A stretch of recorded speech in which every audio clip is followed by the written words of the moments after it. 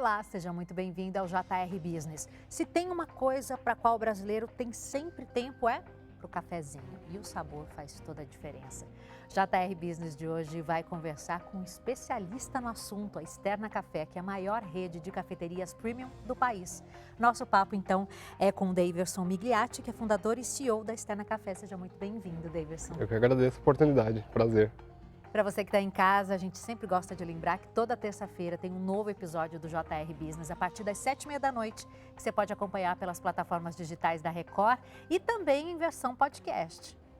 Daverson, quero começar entendendo de onde veio a ideia de criar uma cafeteria especializada em cafés especiais. Olha, começou bem lá atrás, bem na minha infância.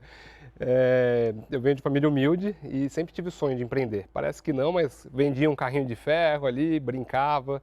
Depois eu ia numa feirinha em São Caetano do Sul visitar uma barraquinha que vendia cédulas e moedas. E eu viajava ali na iconografia das cédulas, né? Porque, imagina, meu sonho era conhecer o Taj Mahal, Pirâmides do Egito. Ficava olhando aquelas cédulas e era o que eu podia comprar. Né? Todo domingo ia lá na Feira do Lero, comprava, ia viajando, comecei a colecionar. Nem sabia que chamava numismática, quem coleciona cédulas e moedas. Mas, de família muito humilde, não dava para empreender ali. A vida foi seguindo, fui estudando bastante escolas estaduais, municipais, escolas técnicas. Meu pai não deixava eu trabalhar, falava, vai estudar, tudo que tem de graça, faça. E a prefeitura tinha bastante curso, só escapei de datilografia. Mas o resto, manutenção de computador, processamento de dados, mecatrônico, fui estudando. Aos 18 anos, infelizmente não tinha dinheiro para a faculdade, meu pai já tinha me avisado, então busquei um recurso no financiamento estudantil, no FIES, e comecei minha carreira estudando na Universidade de Design e Marketing, e aí entrei no estágio na Casas Bahia. Aí minha vida começou a melhorar, porque eu comecei a ganhar R$ 580, comecei a pagar o FIES, e ali eu comecei a empreender dentro da empresa, né? Porque o meu TCC da graduação foi aprovado pela empresa.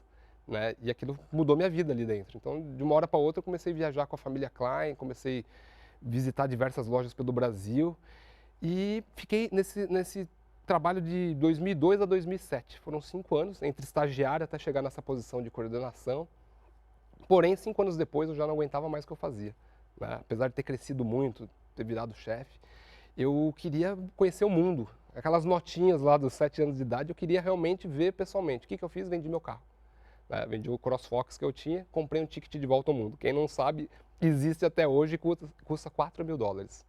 E você é obrigado realmente a pisar em todos os continentes. Então, visitei ali 10, 12 países nessa primeira volta ao mundo, 45 dias, vi tudo que eu queria ver. E aí não era mais o mesmo Daverson, porque eu vi o mercado de varejo, eu vi o mercado de franquias, eu vi café, eu vi tudo, muito diferente do que eu via no Brasil. Né? Imagina, 2007, apesar de não ser tanto tempo assim, o mundo mudou muito, né? As facilidades, então a tecnologia mudou muito. E eu fiquei com isso na cabeça, pô, por que eu não posso abrir um negócio algum dia? Mas pagando FIES, continuei trabalhando na Casas Bahia, 2008, 2009, e aí aconteceu a venda da Casas Bahia, a fusão na época com o grupo francês, e eu fui desligado. E isso aconteceu no dia 1º de abril, até achei que era mentira, né? Foi dia 1º de abril, e aquilo de certa forma foi bom para mim, porque foi uma decisão que eles tomaram, que aí eu pude realizar o sonho de empreender, busquei um financiamento no banco, um projeto, e realizei o sonho de abrir minha primeira franquia, que eu vi lá na Volta ao Mundo, que foi a Subway. E aí não parei mais, foram 10 Subways, uma a cada 6 meses. E comecei a ficar muito corajoso, porque comecei a acertar muito. Então a gente foi pegando recurso em banco, abrindo, FAMP do Sebrae, BNDES, as coisas foram acontecendo muito rapidamente. E aquilo foi me projetando num patamar que eu nunca tinha imaginado. E continuei as voltas ao mundo. Então fui para 65 países, foram 3 voltas ao mundo. E isso me ajudou a entender o mercado de café também, porque eu tomava muito café bom no mundo inteiro e quando eu perguntava de onde era do Brasil. Então era uma surpresa boa, mas me dava uma indignação. Falei, por que no Brasil, na minha terra, eu não consigo tomar um café de tanta qualidade? E os cafés especiais, né, que hoje as pessoas até conhecem, que ano após ano tem melhorado e tem sido democrático, assim como vinho, cerveja, azeite, chocolate, tem mudado muito. Mas eu não tinha aquela coragem de criar algo meu. Então continuei abrindo franquias, abri KFC, abri Morano Acessórios Femininos, abri diversas marcas. Muitas eu dei muito certo, muitas eu dei muito errado. Porque aí comecei a ficar muito corajoso, comecei a errar demais, porque não tinha tanta afinidade com algumas coisas. Imagina, temaqueria. Eu nem comia tanto temaki, abri uma temaqueria, me dei muito mal. Fui abrir uma marca de pizza americana, num lugar em São Paulo que tem uma pizza excelente, que é a Moca. Me dei mal também. E aí comecei a entender que eu tinha que abrir o que eu gostava, o que eu amava. E aí me deu a coragem em 2015 de abrir a Externa Café. E nessa altura você era já um especialista em café ou não? Você foi se especializar aí depois? Não, eu pesquisei o mercado, entendi que o Brasil é um país, né, que é o maior produtor, o maior exportador, é o segundo maior consumidor do planeta, só perde para os Estados Unidos. A bebida café é a mais consumida do mundo. Né? Dizem que é a segunda porque perde para a água, mas a água é um recurso natural. Então, eu fiquei entendendo que era um bom mercado, principalmente escolhendo aqueles produtos com mais qualidade e os cafés especiais. Então, eu estudei e comecei a desenhar o que seria hoje esse modelo de negócio, com uma iconografia. Então, as pessoas que vão na Externa Café vão ver coisas que eu vi pelo mundo, como miniaturas. Vão ver poltronas de saca de café, né, que são de sacas que viajam o mundo. Vão ter experiências sensoriais incríveis, porque existem métodos de extração de vários países. Né? Então, o método que eu tomei no Japão, que eu tomei na China, que eu tomei na França, as pessoas podem ter esse acesso numa simples xícara de café. E essa identidade visual, as pessoas começaram a gostar bastante de ter essa experiência. E outra, Externa é o nome da ave que mais viaja no mundo. Né? Já começa por aí, é uma andorinha migratória muito corajosa, né? Porque imagina, ela vai daqui até a Lua 6 vezes se for somar tudo que ela viaja. Né? Então a Externa Café é para apaixonados por café e quem não for apaixonado, se entrar lá, fica apaixonado. É isso que você está me contando? Fica apaixonado, porque o gosto não retrocede. Depois que você toma um bom café, você vai querer aquele café bom pro resto da vida. E quantas unidades vocês têm? Onde ficam? A gente está chegando a 80 unidades, são 2 marcas. Em 2022, após a pandemia, a gente entendeu que teria que ter um modelo to go. Então, coisas que eu tinha visto muito no Japão acontecer e no Brasil começou uma tendência forte, então a gente criou a cafeteria Mini. E a Mini está chegando a 10 unidades já abertas e a Externa está chegando a 70 unidades. Então, são 80 lojas que a gente vai trabalhar bastante aí para tentar chegar a 100 esse ano. Temos uma fábrica de salgados e bolos no interior de São Paulo que abastece a nossa rede, porque as receitas, muitas delas, são caseiras. Né? O bolo de maçã, por exemplo, que é um campeão de vendas, foi minha mãe que fez. Então, Dona Solange, receita da sua mãe. Dona Solange tem um dedinho ali na receita. Então, é muito bacana os clientes ter essa oportunidade de ter um produto realmente único, exclusivo. Então vocês têm planos de expansão, já estão estudando isso? Sim, muito forte. A gente já está em 10 estados brasileiros, temos propostas até para outros países. É um grande sonho meu. Eu acredito que é só uma questão de tempo, né? E está um momento bacana, porque depois dessa loucura que foi a pandemia, a gente começou a crescer novamente, como estava crescendo até 2019. Porque quando eu abri em 2015, foram lojas próprias. Depois eu formatei para franquia em 2016. E aí começou a abrir uma loja a cada 15 dias, sem parar. Até a pandemia. Aí a pandemia a gente ficou ali estudando, se reinventando, na linguagem de startup, pivotando o negócio, né, novas formas, novos canais de venda. E aí 22 e 23 começou a crescer novamente muito forte. Pegando o gancho aí do que você disse sobre a pandemia, né, que vocês passaram esse período planejando, estudando, porque foi um período de estabelecimentos comerciais fechados, né? Foi uma loucura, porque imagina, café é aquele momento gostoso, agradável, físico, presencial. Do dia para a noite, todas as lojas fechadas, a fábrica fechada. Então eu fiquei num momento muito complicado, junto com o meu time, com os franqueados, pensando exatamente como impactar esse nosso consumidor. E aí foi que a gente inventou o kit home office. Né? Então mandava produtos para os nossos clientes, da nossa base, né, do nosso CRM, coisas que ele consumia no dia a dia. Ele não parou de consumir, ele só mudou de lugar. Agora ele estava na casa dele. Criamos kits presenteáveis, né, porque as pessoas continuaram fazendo aniversário, né, então kits presenteáveis. E aí começou aos poucos o canal delivery performar bem, os canais digitais. E a gente começou realmente a melhorar, então eu falo que fez um V, né? Foi pro fundo do poço e aos pouquinhos foi voltando. É interessante que a gente percebe, né, conversando com pessoas, com profissionais de diversas áreas, que só sobreviveu à pandemia aqueles que tiveram a capacidade de se reinventar mesmo, né? De entender o que estava acontecendo e de se adaptar. Porque ficar parado não era uma opção, tinha que fazer vender. A empresa que vende não morre. E a gente teve que ficar ali dias e dias, semanas, meses, ninguém tinha uma resposta, mas trabalhando muito, né? Muito no digital. Fizemos uma convenção inteira digital, fizemos diversos encontros digitais, porque no final do dia a franquia tem que transferir know-how, conhecimento. Tudo que eu aprendi, também nas viagens, mas também nas franquias que eu adquiri, agora o telefone que tocava era o meu. Então eu tinha que passar esse know-how e foi o que aconteceu. E de onde vem o café que vocês servem? É o café brasileiro, que eu considero o melhor do mundo. A gente até dá oportunidade para pequenos produtores, até quem está nos assistindo, se tiver interesse, a gente dá essa oportunidade uma vez por mês de receber cafés de pequenos produtores. Então é muito legal, chama Café Visitante. Temos um café da casa também, vem do sul de Minas, mas o Brasil é um país enorme, tem café bom no Espírito Santo, no sul da Bahia, no Cerrado Goiano, então é incrível. Agora, uma curiosidade, como vocês fazem a seleção? Porque a gente tem exatamente isso, né? Cafés em várias partes do país. Como vocês fazem a seleção do que é o melhor para vocês servirem? Eu, particularmente, gosto muito de visitar fazendas. E cada vez que eu visito a fazenda, eu aprendo mais. Em uma delas me chamou a atenção a quantidade de colmeias de abelha na produção do café, na plantação. Eu falei, nossa, mas por que isso? Ele falou, não, é uma empresa que aluga colmeia de abelha. Eu falei, peraí, existe um business de alugar colmeia de abelha para melhorar o café? Ele falou, é isso mesmo. Nossa, maravilhoso. Maravilhoso. Isso. Então, nessas visitas, a gente vai aprendendo. Então, café sombreado, porque o café não gosta tanto de sol, também não vai crescer muito, mas o fruto fica mais doce. Ele produz menos, mas com mais qualidade, mais valor agregado. Então, a gente vai aos pouquinhos, vai aprendendo e vai tentando trazer esses produtos premiums de muita qualidade, com um café nota acima de 85, que nessa classificação global, 80 já é especial. A gente trabalha com 85, então realmente o consumidor vai ter uma experiência incrível. E aí você estava contando que além dos cafés, vocês servem também nas cafeterias bolos, doces. Conta um pouquinho sobre esses acompanhamentos deliciosos. Eu vi muita coisa legal pelo mundo. Na África do Sul eu vi a famosa casquinha belga com chocolate belga. Você toma e depois come a casquinha. É uma delícia. A gente colocou numa promoção de inverno, está até hoje. A gente viu o Marshmallow Dream, que é um chocolate belga que você joga numa esfera e ele explode o marshmallow. Coisas super instagramáveis, né? As pessoas adoram isso. Então a gente começou a ficar muito criativo, vendo essas coisas que via pelo mundo e trazendo para o Brasil, né? Então os clientes vão até a cafeteria, o que é muito legal, né? Virou um destino, não só uma conveniência. E é muito gratificante isso, ter essa oportunidade de ter um mix desejo.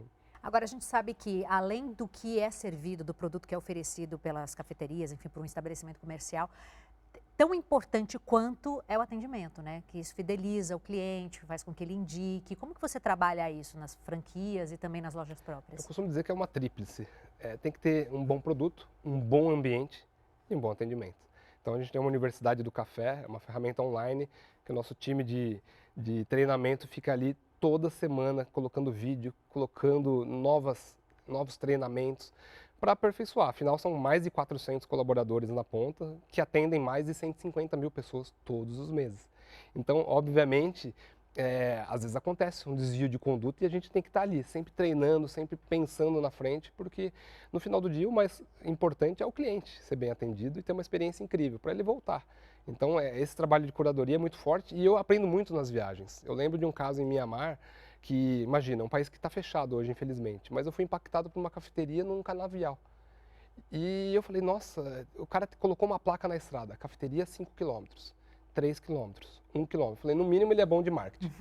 Eu vou lá, eu aluguei uma moto elétrica. Ansioso para chegar. Eu aluguei uma moto elétrica, entrei nesse canavial, achei que ia morrer, obviamente, né, porque rua de terra.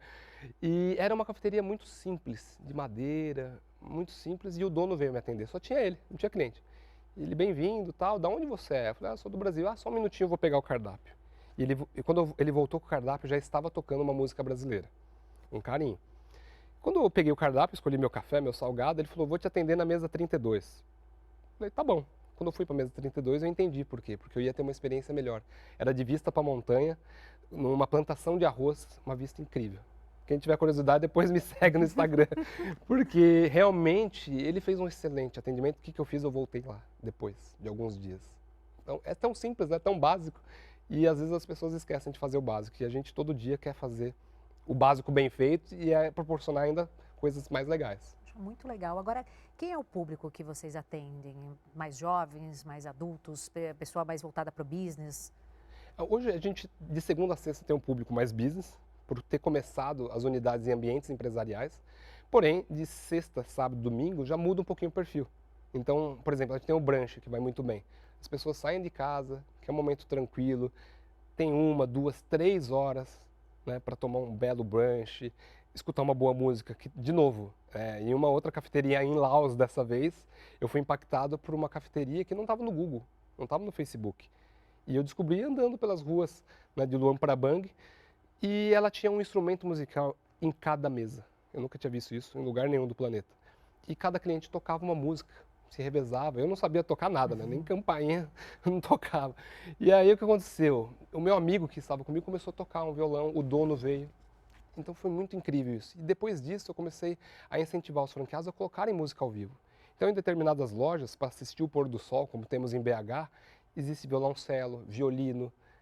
É uma experiência muito boa. Imagina, você vê o pôr do sol, né, tomando um café da tarde, ambiente incrível, com bom produto, um bom atendimento, uma música incrível. Então é um conjunto de experiências. Com toda essa inspiração que você buscou lá fora, você também fornece, você providencia isso para os seus clientes, né? Experiências diferentes. Inclusive o ambiente, você estava contando, que ele é bem rico em elementos para dar essa experiência para os clientes, né? Muito. Tem lojas que tem pé de café, com fruto ali. Tem lojas, né, que tem até torrador. Né, faz uma experiência de torra sensorial na loja, então fica aquele cheiro diferente de torra, super agradável. Às vezes as pessoas nunca viram nem um pé de café, nem um torrador, né, então é uma experiência realmente diferente. E nessa onda que a gente está de redes sociais, tem espaços instagramáveis também. Olha, tem até cachorro com 1 milhão de seguidores que visita nossas lojas, porque é pet friendly, a maioria delas, e a gente tem até os biscoitinhos especiais para eles, é muito diferente esse mercado e agrega valor, porque fica para a família toda, né? Até para o animal de estimação tem um espaço para ele ali. Agora, com todas essas experiências que você viveu, tudo que você aprendeu, bom, não tinha como não escrever um livro para contar tudo isso e inspirar outras pessoas, né, Daverson? Fala um pouquinho sobre o livro que você escolheu. Você trouxe, inclusive, para mostrar para quem está em casa. Na verdade, eu trouxe para você de presente. Eu agradeço muito. Estou super curiosa, inclusive. É uma coisa que eu nunca imaginei. Fui abordado pelo LinkedIn, o que é muito bacana. Então a gente fica pensando, né? Pô, se eu não tivesse colocado aquele guardanapo que eu imaginei, idealizei a externa, e não tivesse colocado no CNPJ, a gente talvez não estaria nem aqui conversando. Então, como é bom, né, a gente ter coragem, às vezes, de tomar um risco. Porque na vida é isso, a gente não sabe o que pode acontecer, né? Tomar uma decisão. E a decisão que eu tomei foi acertada. Criei uma empresa, emprega a gente, atende diversos clientes. E aí me abordaram no LinkedIn falando justamente isso. Até achei que era golpe, né? Oferecendo para escrever um livro sem custo, para que engaje as pessoas. E aí nosso time conversou, era verdade, era uma empresa super séria. E foi incrível, fiquei 8 meses escrevendo com uma equipe. Confesso que mexi em algumas gavetas que não queria mexer, porque a gente sofreu, né, ao longo da jornada golpes, trapaças, tive fracassos, então foi muito difícil. Porém, quando eu penso em ajudar o próximo, né, a não perder dinheiro como eu perdi, não errar como eu errei, eu falei, eu vou escrever. E aí conto um pouquinho dessa trajetória, desde a infância, a biografia, as voltas ao mundo, as dificuldades, né, do empreendedorismo e um pouco leve também do mundo do café, um pouco de dicas de viagens que não pode faltar. Então ficou uma obra bem bacana, espero que você aprecie aí o livro e quem está assistindo, se quiser, nas melhores livrarias aí, nos marketplaces, tem o nosso livro É Preciso Coragem para Voar. Muito legal. Que é uma frase de Dostoiévski, né? Nas lojas temos ali uma frase que fala que as coisas só acontecem no terror do vazio, na ausência de certezas. E eu fiquei com isso na cabeça, né? É preciso coragem para voar, porque, né, fazendo um paralelo aqui, se o pássaro ficar numa gaiola com alpiste e água, não vai acontecer nada, ele vai viver 20 anos lá. Se ele sair, o gavião pode comer ele, ou ele pode dar volta ao mundo. Então, todo mundo que quer mudar do B para o A tem que ter coragem. Essa seria a principal mensagem que você quer passar para o leitor com esse livro, é isso? Com certeza, e ajudá-lo a tomar essa coragem. É porque hoje em dia muitas pessoas acabam se privando, né, de viver experiências por causa do medo, pelo risco. A gente sabe, por exemplo, que no Brasil a maioria das empresas que são abertas fecha as portas com pouco tempo, né? Sim. É preciso realmente muita perseverança, busca de conhecimento, não é isso? Você como... E assim, olhar metade do copo cheio, né? Muita gente, errei a primeira, desiste. Não, tem vontade, é sonho, persiste. Recurso a gente consegue, existem várias plataformas hoje em dia, né, 2023 existem diversas formas e você não pode desistir, tem que olhar sempre com a metade do copo cheio, porque tem que ser otimista também, né? Não pode só reclamar, culpar o universo, só depende de uma pessoa, da gente mesmo. E qual é o maior desafio para quem quer empreender hoje? Acho que tem que buscar conhecimento para não errar, porque errar significa gastar muito dinheiro. E imagina eu, né, pagando FIES e pagando Progera e errar. Eu trabalhava mais que todo mundo, eu abria e fechava a loja. Até o momento que eu comecei, né, a ter sorte. Ficar todo dia na loja fazendo venda sugestiva, virei campeão de venda. Né? Não sou melhor que ninguém, mas você seguir a cartilha e as coisas começarem a acontecer e replicar isso em mais lojas, o sucesso começou a vir. Errei algumas por ter desviado, né, o meu core business ali. Fui para moda feminina, não conheço de moda. Fui para grelhados, não conheço. Fui para temaki, não gosto muito. Quando eu entrei pro que eu amo, aí uma hora a coisa começa a dar certo e dinheiro é consequência. Conta pra gente um pouco mais sobre a ideia de vocês para os próximos anos, como você imagina a Sterna Café daqui 5, 10 anos? Essas últimas viagens, por exemplo, eu tive num evento mundial em Chicago e vi novas tendências, que é um mercado de referência. E eu fiquei pensando, no mercado brasileiro está muito pequeno ainda na área de cafés. Vinho cresceu um pouco, azeite cresceu um pouco, chocolate cresceu um pouco, mas café ainda não. É difícil encontrar café bom, né? Até em mercado, em shopping. Então existe um mercado muito grande. E eu comecei a ser abordado por fundos de investimento. Coisas que aconteceram no passado, mas de uma forma muito sutil e dessa vez muito forte, porém com propósito, né? Que não é só um fundo que dá um X reais em dinheiro por X participação e em um determinado momento tem a saída. Não.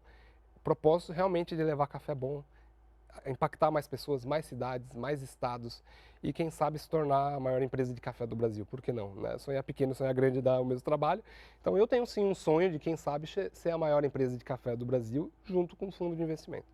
E como você pretende ou como você já faz para trabalhar a marca para o consumidor conhecer a Sterna Café e também os valores dela? A gente tem assim, muito cuidado com a marca, que é o asset do negócio. O negócio que mais vale, obviamente, é a marca. Tentar ser uma love brand.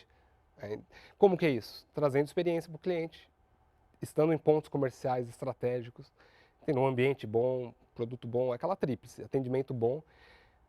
A receita vai acontecendo organicamente, como aconteceu. Porém, com um fundo de investimento, eu consigo estar em mais lugares do Brasil, mais estados, né, mais pontos de venda. E isso acaba fortalecendo ainda mais a marca. Porém, com essas viagens, eu também tenho sido impactado por grandes marcas internacionais, nos buscando para fazer collab, co-brand. Isso também ajuda a crescer a marca. Então, é uma coisa que eu tenho olhado, eu tenho sido impactado e provavelmente nos próximos meses vai ter novidade aí para quem nos acompanha. Estamos ansiosos. Agora, e a concorrência? Porque o Brasil tem muitas outras cafeterias também. Vocês olham, vocês se preocupam também por o que está acontecendo no entorno? Eu brinco que até uma máquina de café é meu concorrente. Porque no final do dia, você pode ir lá na vending machine, pegar um café, né, e ter sua experiência. Eu tento proporcionar uma experiência diferente. Apesar do produto ser teoricamente o mesmo, café é café, mas essa experiência de um método de extração, essa experiência de um ambiente gostoso, faz a pessoa, não vou tomar esse café da máquina, eu vou ali na cafeteria, eu quero ter essa experiência, eu me permito. Então, eu sempre olho por esse caminho, por esse prisma, e tem acontecido. Né? Todos nós aqui somos consumidores. Né? Então, é muito legal ver as pessoas entenderem que café de qualidade é legal, não faz mal para a saúde, não é amargo, não é preto, não tem impureza, não tem galho de árvore. O Brasil permite impureza, né, até 1%. Então, quando você vai para uma linha mais premium, mais de café especial, você está tomando qualidade e você se apaixona. E vocês ouvem os consumidores? Muito, a gente faz muitas pesquisas, a gente até é auditado, vamos dizer assim, a gente faz parte da Associação Brasileira de Franquias, que tem um selo de excelência, então por 3 anos a gente ganhou o selo e vem buscando manter esse prêmio de excelência, que quem no final do dia são os franqueados que auditam a gente, são os clientes, né, que auditam a gente, porque se não tiver a tríplice de pé, nada funciona. Daverson, eu quero agradecer demais a tua participação aqui com a gente. Tua história é muito bacana, muito inspiradora. Com certeza as pessoas vão aprender muito com o livro. A gente já mostrou para o pessoal que está em casa. E é isso. Obrigada mesmo por estar aqui com a gente. Eu que agradeço a oportunidade. Foi um prazer. A gente vai ficando por aqui. Eu vou te lembrar que toda terça-feira tem um novo episódio do JR Business a partir das 7h30 da noite, que você pode acompanhar pelas plataformas digitais da Record TV e também em versão podcast. Até a próxima.